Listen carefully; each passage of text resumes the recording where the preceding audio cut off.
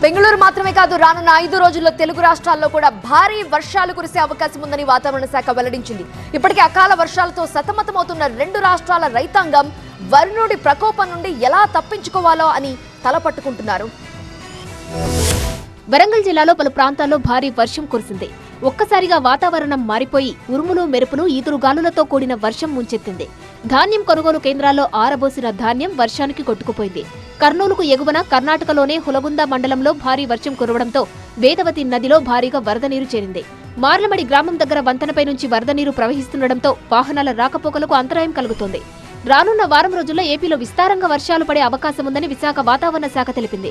దక్షిణ కోస్తా, రాయలసీమలో భారీ నుంచి అతి భారీ వర్షాలు పడతాయని తెలిపింది. రానున్న 24 గంటల్లో ప్రకాశం, నెల్లూరు, తిరుపతి, చిత్తూరు జిల్లాలో భారీ నుంచి అతి భారీ వర్షాలు పడే అవకాశం ఉండడంతో అధికారులు ఆరెంజ్ అలర్ట్ జారీ చేశారు. తెలంగాణలో ఉరుములు, పిడుగులతో గంటకు 30 నుంచి 50 కిలోమీటర్ల వేగంతో ఈదురుగాలులు వీస్తాయని చెబుతోంది వాతావరణ శాఖ. రేపు తెలంగాణలోనే 11 జిల్లాలకు ఎల్లో అలర్ట్ జారీ చేసింది. ఆగ్నేయ బంగాళాఖాతం నుంచి ఉపరితల ఆవర్తనం దక్షిణ కోస్తాంధ్ర తీరం, రాయలసీమ మీదుగా ఉత్తర కర్ణాటక వరకు సముద్ర మట్టానికి 1.5 నుండి 5.8 కిలోమీటర్ల ఎత్తులో ద్రోణి కొనసాగుతుందని వాతావరణ శాఖ వెల్లడించింది.